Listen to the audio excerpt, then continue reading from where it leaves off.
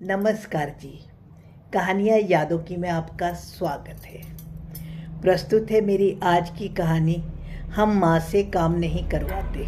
जी हाँ, ये कहानी है दो बहनों की, सुशीला और सुनीता।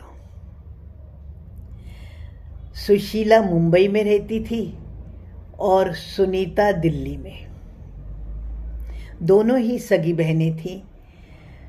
सुनीता के दोनों बेटों और एक बेटी की शादी हो चुकी थी और उसके बच्चों के भी बच्चे बड़े ही थे। ऐसे ही सुशीला के बेटे गोलू की अब शादी होनी थी, उसकी भी दोनों बेटियों की शादी हो चुकी थी। अब उसी शादी के ही सिलसिले में सुशीला चाहती थी कि सुनीता अब के मुंबई ज़रूर आए। वर्मा जी के बाद में वैसे भी अब सुनीता ने कहीं पर भी आना जाना छोड़ ही रखा था, लेकिन सुशीला चाहती थी कि अब के सुनीता मुंबई ज़रूर आए। अभी उसने फ़ोन करते हुए फिर सुनीता को कहा, देखो जीजी, चाहे कुछ भी हो जाए, गोलू की शादी में तो आपको आना ही पड़ेगा। जैसे मेरा वैसे ही वह तुम्हारा भी तो बेटा हुआ। अब की कोई बहाना नहीं चलेगा। हमें भी पता है कि आप घर में कोई काम नहीं करती हो। अभी पीछे तुम्हारा बेटा विक्की जब आया था तो वह यही कह रहा था कि हम तो अपनी माँ को कोई काम करने ही नहीं देते। सुनीता यह सुनकर सिर्फ मुस्कुरा दी। वह उसको बार बार आमंत्रित तो कर रही थी और सच मानो तो सुनीता भी अब के जाना चाह रही थी, क्योंकि दोनों बहनों को मिले हुए काफ़ी साल हो गए। कहने को तो सुनीता के दोनों बेटे और बहू हर जगह यही कहते थे कि हम माँ को कोई काम नहीं करने देते, लेकिन आप ज़रा सुनीता की दिनचर्या तो सुनिए और फिर जानिए कि क्या वह अपनी बहन की शादी में जा पाएगी। सुनीता जी ठीक 5 बजे उठ जाती हैं, सर्दी हो या गर्मी। यह उनका सदा से ही नियम रहा है कि नहा धोकर सबसे पहले वह घी मिश्री का ठाकुर जी को भोग लगाती थी। 6 बजे तक रोटी बनाने के लिए शांताबाई घर पर आ जाती थी।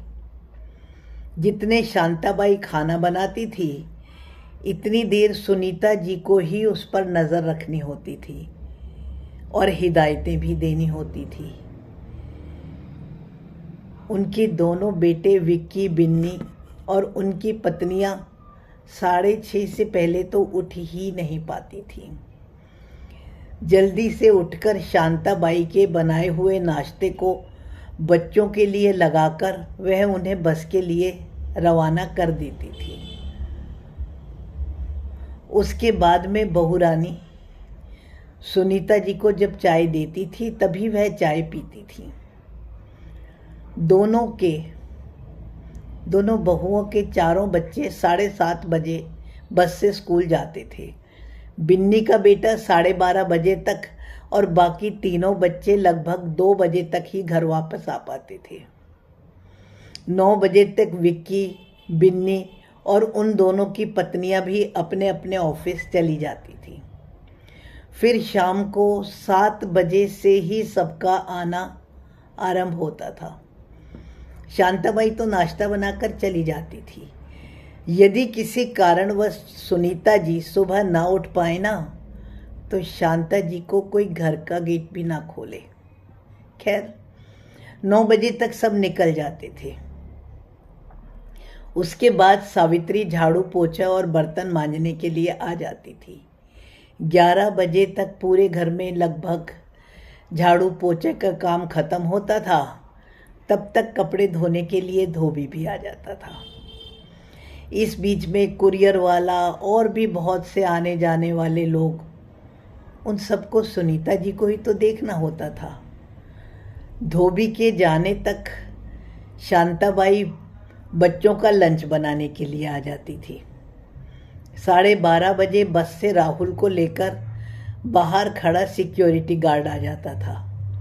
राहुल की बस सोसाइटी के बाहर आती थी और सिक्योरिटी गार्ड को राहुल को घर छोड़ने के लिए पैसे दिए जाते थे।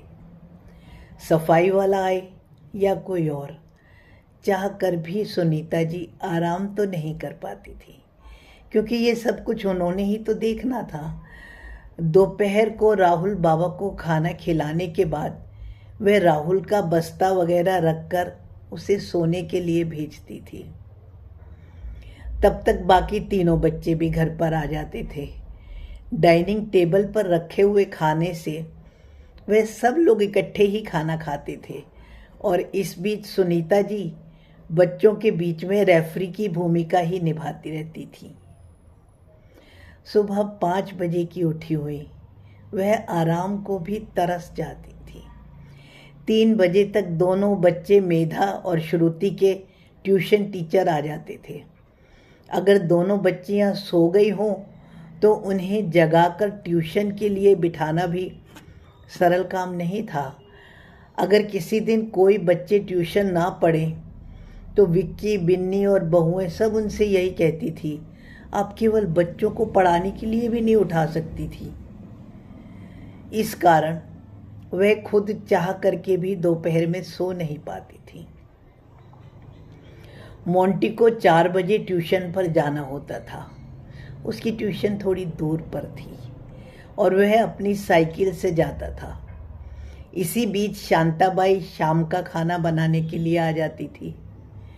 बर्तन वाली सावित्री भी दोबारा से आ जाती थी बर्तन मांजने के लिए। साथ वाले घर में रहने वाली मिसेस वर्मा ने उन्हें कई बार कहा कि मन बदलने के लिए शाम को पार्क में आ जाया करो, लेकिन वे घर छोड़कर कैसे निकल सकती थीं। बाजार के छोटे मोटे कामों के लिए तो वह खुद जा ही नहीं सकती थी।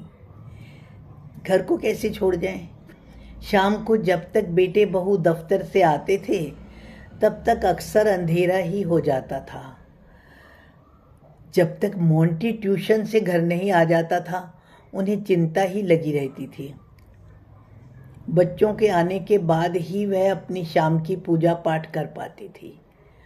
उनकी बहुत इच्छा होती थी कि वह सुबह और शाम समीप के मंदिर की आरती में शामिल हो सकें, लेकिन उन्हें कभी समय ही नहीं मिला। और बच्चे कहते हैं कि हम अपनी माँ को कोई काम ही नहीं करने देते। लेकिन अब की तो उन्होंने सोच ही लिया था, चाहे कुछ भी हो जाए, सुनील के बेटे गोलू की शादी में तो वह मुंबई जाएंगी जरूर। जब उन्होंने विक्की और बिन्नी के आने पर उनको अपनी इच्छा बताई तो दोनों चौंक कर बोले, मम्मी अब तो बच्चों के इम्तिहान भी आने वाले हैं, आप कैसे जा सकती हो? क्यों नहीं जा सकती बेटा? तुमने ही तो मौसी को बोला था कि हम तो अपनी माँ को कोई काम ही नहीं करने देते। जब यहाँ पर मेरा कोई काम ही नहीं है तो भला मेरे जाने या ना जाने से फ़र्क क्या पड़ेगा? मेरी टिकट करवा देना, मैं 15 दिन तक तो मुंबई ज़रूर जाऊंगी। ऐसा कहते हुए सुनीता जी तो अपने मंदिर में पूजा करने को चली गई, लेकिन विक्की और बिन्नी और सारी बहुरानियाँ सोच में पड़ गई। वो यही सोच रही थी कि वास्तव में मम्मी कोई काम तो नहीं करती, लेकिन मम्मी माला का वो सूत्र है जिसके बिना में कि माला का बनना ही संभव नहीं है।